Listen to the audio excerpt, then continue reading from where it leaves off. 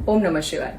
देखिए, किसी भी इंसान के बर्थ चार्ट को देख के, उसकी जन्म कुंडली को देख के हम उस इंसान के ग्रहों की स्ट्रेंथ का या वीकनेस का अंदाजा लगा सकते हैं कि उस कुंडली में जो उसके प्लैनेट्स बैठे हैं, जो 9 ग्रह बैठे हैं, वो किस तरीके से बैठे हैं, क्या वो नुकसान दे रहे हैं या वो फायदा दे रहे हैं या वो ओके ओके हैं। तो ठीक इसी तरह से जब हम किसी का हाथ देखते हैं या पाम का जब हम लोग अध्ययन करते हैं, स्टडी करते हैं, तो पाम पर भी वो 9 ग्रह मौजूद होते हैं और जिनको के हम लोग माउंट्स की शेप में देखते हैं, इन ग्रहों के ऊपर, इन माउंट्स के ऊपर अलग अलग निशान होते हैं जो कि इन ग्रहों को मजबूत बनाते हैं या कमजोर बनाते हैं। देखिए, हाथ में जो जुपिटर एरिया है हमारा, जुपिटर माउंट बिल्कुल इंडेक्स फिंगर के नीचे यहाँ से लेके इतना, ये पूरा एरिया हमारा जो है वो जुपिटर माउंट का एरिया कहलाता है।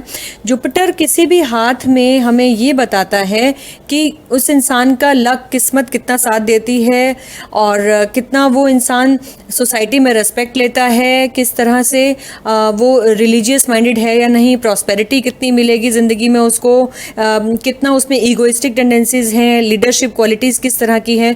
तो जुपिटर माउंट की जो पोजीशन है, कितना वो उठा हुआ है या कितना वो दबा हुआ है, तो उसकी जो पोजीशन है वो हमें ये बताएगी कि उस इंसान में जुपिटर से जुड़ी हुई क्वालिटीज़ ज़्यादा, देखिए अगर उठा हुआ है तो वो क्वालिटीज़ ज़्यादा होंगी, कम है, दबा हुआ है तो वो क्वालिटीज़ कम होंगी, और अगर वो बिल्कुल ठीक ठीक पोजीशन में है तो वो क्वालिटीज़ बैलेंस्ड होंगी। तो अभी अगले एपिसोड में मैं अलग अलग माउंट लेके और उसके बारे में हम लोग बात करेंगे। आज हम क्योंकि सारे माउंट्स के बारे में बात कर रहे हैं तो मैं थोड़े थोड़े क्वालिटीज़ हर माउंट के हिसाब से आपको बताती चली जाऊँगी।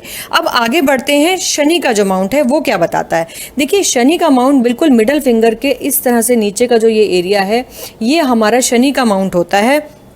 वो बताता है कि वो इंसान कितना ज़्यादा रिस्पॉन्सिबल है, इंसान कितना ज़्यादा हार्डशिप करने वाला है, मेहनती कितना ज़्यादा है, मैच्योरिटी लेवल कितना ज़्यादा है, सेल्फ डिसिप्लिन कितना ज़्यादा है, पेशेंस लेवल कितना ज़्यादा है, कितना आप उस इंसान पे विश्वास कर सकते हैं, रिस्पॉन्सिबिलिटी ले सकता है, लेने लायक है या नहीं है। तो ये जो सब चीज़ें हैं वो शनि का जो पर्वत है वो किसी भी इंसान के बारे में बता सकता है, तो उसकी पोजीशन देखनी बहुत इंपॉर्टेंट है। अब आगे चलते हैं, सन, सूर्य का जो माउंट है वो ये इतना एरिया है, जो मिडिल फिंगर के बिल्कुल नीचे जो एरिया है, ये सूर्य का जो माउंट है वो कहलाता है।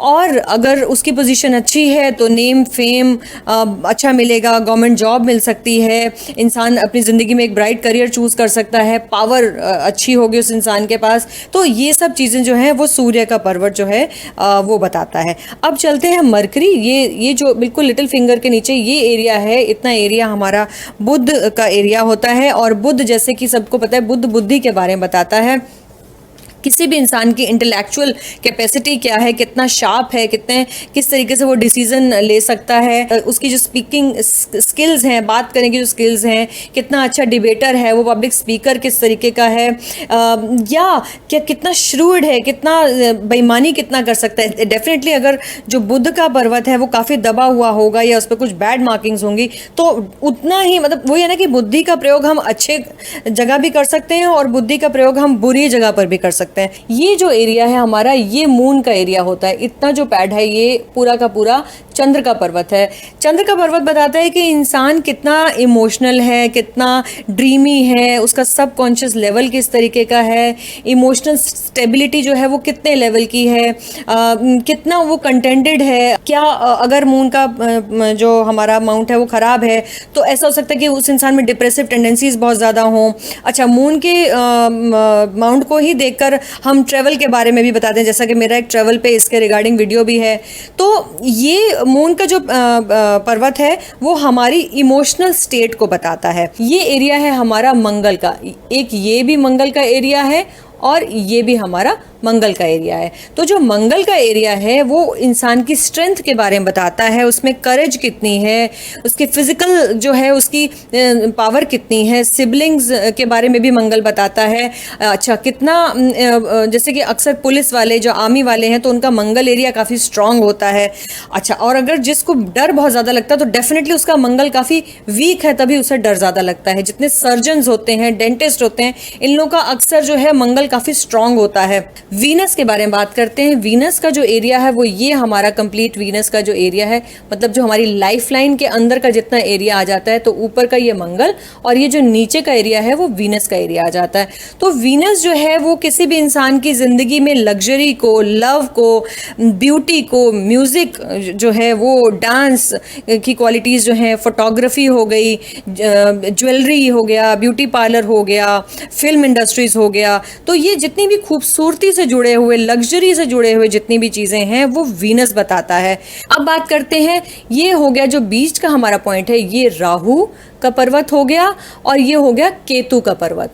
अब जो राहु का पर्वत है वो ये बताता है कि किसी भी इंसान में सडननेस, यानी सडन गेन कभी आया क्या, सडन लॉस हुए क्या। अगर जो राहु है वो ठीक से नहीं है, अच्छी प्रॉपरली प्लेस्ड नहीं है, तो ऐसे इंसान को अचानक से लॉसेस हो सकते हैं, या अगर वो अच्छे से प्लेस्ड है तो अचानक से उसको गेन्स हो, जैसे होता है ना कि किसी को लॉटरी से पैसा मिल गया, या किसी भी तरीके से कोई किसी रिश्तेदार ने अचानक से संपत्ति उसके नाम कर दी, तो ये अचानक से जो मिल जाना, अचानक से किसी की जिंदगी में बहुत पैसा आ जाना, तो ये राहु करता है इस तरीके की चीजें।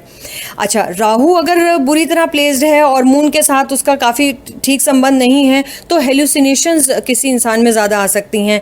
और जो केतु का पर्वत है, ये जो हमारा केतु का पर्वत है, ये मोक्ष से जुड़ा हुआ है। जो हमारे पास्ट कर्मास थे ये उसके बारे में बताता है। जो मैजिकल पावर्स एक इंसान में होती हैं, जो हीलिंग पावर्स होती हैं, केतु पर्वत जो है वो इन सब चीज़ों के बारे में बताता है। अब हम अपने अगले एपिसोड्स में ये चर्चा करेंगे कि कैसे ये जो अलग अलग हमारे माउंट्स हैं, इन पे हो सकता है कि इनके ऊपर कोई ऐसा ट्रायंगल का निशान हो, या हो सकता है कि इनके ऊपर कोई स्क्वायर का निशान हो, या इनके ऊपर कोई नेट का निशान ऐसे बन रहा हो सकता है कोई आइलैंड का मार्क बन रहा हो। तो ये जो अलग अलग निशान अगर किसी माउंट पे बनते हैं, तो मैं कुछ प्रैक्टिकल एग्जाम्पल साथ साथ लेती जाऊंगी ताकि आपको और क्लियर हो जाए। तो उस पे हम लोग फिर चर्चा करेंगे अपने अगले एपिसोड पे। उम्मीद करती हूँ आपको एपिसोड पसंद आया होगा और फिर मिलते हैं किसी और एक नई चर्चा के साथ। ओम नमः शिवाय।